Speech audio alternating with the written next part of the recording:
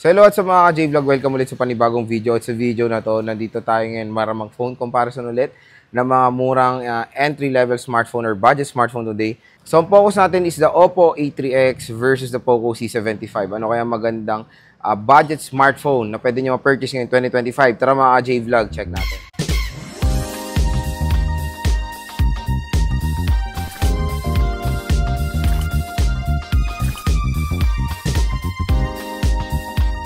So yun mga J-Vlog, ang topic natin for today is yun nga, for phone comparison natin yung dalawang budget smartphone today, which is the Oppo A3X and the Poco C75. So itong mga smartphone na to ay lumabas ng year 2024, pero syempre ngayong early 2025 wala pa namang gaano lumalabas sa mga bagong smartphone for this year. Kaya maraming mga consumers ang i-refer ngayon yung mga lumabas nung last year. Especially the Poco C75 is very fresh pa lang naman yan sa market. Na-release lang yan nung late 2024. And yung Oppo A3X, na-release din naman yan nung I think September, October 2024. So very fresh pa rin naman sila sa market. And available pa rin naman sila sa official store ng Poco and Oppo sa Shopee. Pero, i-share natin sa inyo yung suggested retail price ng dalawang smartphone na to. So SRP yan po yung possibility na makuha yung price pag binili nyo to sa mall.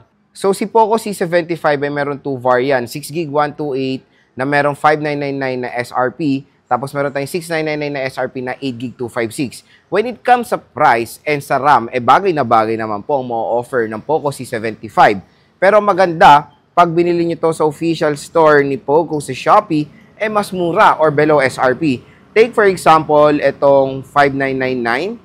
Na Poco C75, 6GB 128 is 5199 na lang po dito sa Shopee. So, below SRP.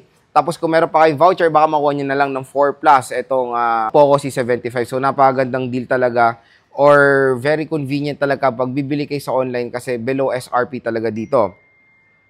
Tapos yung 256 is 6299 o baka may voucher pa kayo, makuha nyo rin ng 5 Plus na lang yung 6999 na SRP ng Poco C75. So yun nga, I know na marami ning natatakot bumili sa online, pero yun nga mga J-Vlog, again, pag bibili lang naman po kayo sa online, is doon lang po kayo bumili sa official store ng brand na gusto nyo. For example, ito mall siya. Pakita ko sa inyo. Pag pupunta kayo sa Shopee, titignan nyo po, isa yan, mayroon nakalagay dyan, Shopee Mall. So legit po yan na shop ng mismong Poco or nung Xiaomi. Tapos, ganun din naman sa Oppo. Sa Oppo naman, mga ka-J-Vlog, meron tayong 2 variants din. Pero, nakakalungkot kasi sa Oppo. Sobrang kunat sa RAM. Kasi yung RAM at ROM niya, 4GB 64 at 4GB 128. Tapos, yung presyo niya, to be honest, hindi nagkakalayo sa Poco C75. Yung 4GB 64 is 5499. Tapos, yung 4GB 128 is 6999. So, yung top of the line variant ng Oppo A3X sa 4GB 128 ay 8GB 256 sa Poco C75 na same price po sila. Pero check natin ang presyo ng Oppo A3X sa official store ni Oppo sa Shopee. So, ayan mga ka-J-Vlog, ang Oppo A3X, mabibili nyo na lang. Mas mura na siya. 4699 for the 4GB 64GB na internal storage. Again, ayan, so below SRP nga talaga pag sa online. Tapos yung 4GB 128, medyo expensive pa, nasa 6,200 pesos. So, below SRP. Again, sinabi ko yung SRP nila kasi yan yung possibility na makuha nyo or mabili nyo sila sa mall. At kung interested nga pala kayo dito sa dalawang smartphone na to, ilalagay ko po yung link sila sa description box. I-check nyo na lang mga ka-J-Vlog para mas makamura kayo. Again, para hindi na kayo mahirapan at legit na shop yung bibili nyo, check nyo na lang po yung link nila sa description box. So, dito nga sa ating phone comparison, titignan natin kung ano nga bang mas sulit, ang Oppo A3X ba or the Poco C75. So, next one mga ka-J-Vlog, gusto ko i-share sa inyo yung difference sila sa isa't isa. Tingnan natin kung ano ba yung merong mas lamang na specifications. This is the dalawang smartphone na to. At again, hindi po sila kasi nagkakalayo ng price. Unang-una, dito muna tayo sa Oppo, dito muna tayo sa display perspective. Sa display, mas malaki po, di hamak ang screen ng Poco C75. To be honest, parang almost 7 inches na tong smartphone na to kasi 6.88 inches compare sa Oppo A3X sa 6.67 inches. So, naglalaro na sa almost 6.9 inches to 7 inches ang Poco Poco C75. So, sa mga consumers dyan na mahilig sa malaking smartphone, magandang i-recommend ang Poco C75. For me, nung ginamit ko to, okay siya, kasi pahaba naman yung aspect ratio niya. So, for example, pag naglalaro kayo, is very comfortable, mas malaki yung room nyo for gaming. Social media, mas okay din siya for social media kasi more contents kayo makikita dahil sa kanyang large display at pahabang form factor.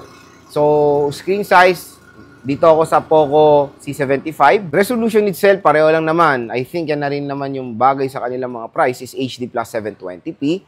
Very acceptable pa naman. Pero refresh rate lamang din po ang Poco C75 dahil meron tayong 120Hz screen refresh rate compare sa Oppo A3X na naka 90Hz screen refresh rate. So pagdating sa GPU, dito tayo magkakatalo kasi dito tayo ngayon yung mga preference ng consumers. So MediaTek versus Snapdragon. So sa MediaTek, si Poco C75 ay naka MediaTek Helio G81 chipset na merong octa-core CPU na merong clock speed na up to 2.0 GHz and sa GPU naka Mali G52 MC2 siya. Compare naman kay Oppo A3X na mas pini-prefer din ng ibang consumers itong chipset niya dahil Qualcomm Snapdragon 6S Gen 1 chipset na merong octa-core CPU na merong clock speed na up to 2.1 GHz and sa GPU naka Adreno 610 siya. So ito, pareho ko nang nag-game test itong dalawang smartphone na to. Okay naman sila for gaming, mga ka-J-Vlog. Solid naman. When it comes sa budget segment, again, when it comes sa budget segment, maganda naman po yung kanilang gaming performance. Doon lang kayo nagkakatalo or marami talaga piniprefer ang Snapdragon compare sa MediaTek. Pero again, alin man dito sa dalawang smartphone na to, pipiliin nyo when it comes sa chipset. Pareho namang snappy yung chipset nila when it comes sa gaming, again, nasa budget segment, at hindi naman po mababagal ang chipset na nilagay ng Poco at ng Oppo dito. So, when it comes to chipset for me, pareho naman po silang maganda. Next one, mga J-Vlog, sa camera. Sa camera, mas lamang when it comes sa specs, ang Poco C75, dahil ang main niya is 50 megapixel, tapos 13 megapixel ang front-facing camera. Compare sa Oppo A3X, sa basic siya, basic specs ng camera ng isang smartphone na sa budget, 8 megapixel ang rear at 5 megapixel ang front. So, syempre, when it comes sa specifications, ay lamang ang Poco C75. And when it comes sa cut-action, next naman sa design, when it comes sa design, very minimalist ang Oppo A3X. Tapos, very eye-catching naman ng Poco C75. Dahil nasabi kong eye-catching yung C75, doon sa kanyang napakalaking camera module, yung kanyang circular camera module na sobrang laki, na matik pa gagamitin nyo to outdoor, makakakuha to ng attention ng mga ibang consumers dahil sobrang laki talaga nung camera module niya. Pero again, yung mismong lente lang nung camera niya is napakaliit lang, mga J-Vlog. So, when it comes sa design or aesthetics, mas okay for me, for my opinion lang, ang Poco C75 dahil nagustuhan ko yung color gold niya. Dahil parang two-tone siya . Pag nasa outdoor, parang silver looking siya or tapos pag tinutukan nyo na ng ilaw, doon parang lumalabas yung pagka-gold niya. So, okay yung design niya. Pero don't get me wrong, sa Oppo A3X is very minimalist. Nagustuhan ko rin color dito is itong rini-review natin last time is yung burgundy red nila. So, okay naman yung design ng Oppo A3X. Pero for me, again, yung very eye-catching na design sa dalawang smartphone na to is yung Poco C75. Sobrang laki po ng camera module na ito. Next, mga J-Vlog, sa RAM at internal storage. Huwag na tayo magpatagal dyan. Clear winner dyan ang Poco C75. Unang-una, pinakamamurang variant niya is 6GB 128 compare sa Poco, compare sa Oppo na 4GB 64. Tapos 4GB 128 ang top of the line ng Oppo. Sa Poco naman, ang top of the line is 8GB 256. Again, clear winner dito, ang Poco C75. Hindi sila nagkakalayo ng presyo, tapos sobrang layo ng agwat nila when it comes sa RAM. And especially yung ROM sa pinakamurang variant. So, kung ako pagpipiliin, then again, when it comes sa RAM at ROM, masulit po ang mabibigay ng Poco C75 tapos few hundred of pesos lang naman po ang kanilang difference. Next naman, mga J-Vlog, sa battery, nakakatuwa yung mga budget smartphone ngayon, lalo na itong mga smartphone na to, is beyond 5K na po ang mga battery nila. Dahil si Poco C75 is 5160 na ang battery, tapos si Oppo A3X is 51. So, lamang lang naman ng konti ang battery ng Poco C75. Pero dito tayo ngayon, papasok si Oppo A3X. Dahil si Oppo A3X, mga ka-J-Vlog, ang kanyang fast charging rate is 45 watts. Compare kay Poco C75 na acceptable naman sa ganyan pa ring presyo, 18-watt fast charging. Nakakatuwa na dito sa Oppo A3X, level up ang kanyang charging rate na usually nakikita natin sa mga mid-range, di ba? So, okay, good addition sa Oppo A3X and huge advantage ng Oppo A3X sa Poco C75. So, ilang mga ka-J-Vlog, yung kanilang advantages sa isa't isa. So, sana nakatulong po itong mga sinabi ko sa inyo kung nagde-decide kayo dito sa dalawang smartphones na to. So, yun mga ka-J-Vlog, yung ating phone comparison between the Oppo A3X and the Poco C75. Ang pinaka-main question, Lods, ano ba ang magandang bilhin dito sa dalawang smartphone na to? Kung tatanungin, to be honest, when it comes sa RAM at ROM, clear winner dito, ang Poco C75. Mas sulit po mo offer ng Poco dahil yun nga, pinakamura is 6GB 128. Yun lang talaga, kahit naman sa mga ibang phone comparison ko, yun lang talaga ang masasabi ko sa Oppo. Maganda naman overall ang Oppo A3X dahil unang-una yung chipset niya ay maganda, 6S Gen 1 sa ganyang presyo. Pero kasi, sobrang liit talaga nung RAM at ROM na ma-offer nila. Especially ngayong 2025, 64GB sa ganyang presyo na 4K to 5K. Yung ibang brands nag-offer na ng 256 or 128. Doon na ako. Kasi mas magagamit pa natin yung more on storage. I know expandable storage siya. Yes, expandable, valid yan. Pero again, ang expandable storage, nagagamit lang natin yan for multimedia files at iba pa. Pero when downloading certain applications, software update, gagamit po yan sa utak mismo ng smartphone mo or sa storage mismo ng smartphone mo. Hindi po yan kukuha sa memory card. Kaya yung memory card, backup storage lang yan when it comes sa mga files and photos. Pero pag patuloy-tuloy ang software update, patuloy lumalaki ang mga required storage ng mga apps, maliit na talaga ang 64GB.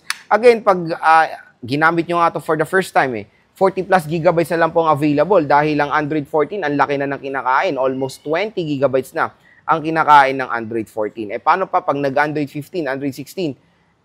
Hindi na talaga bagay ang 64GB, lalo na sa ganitong presyo. Doon pumapasok ang mga Go Edition.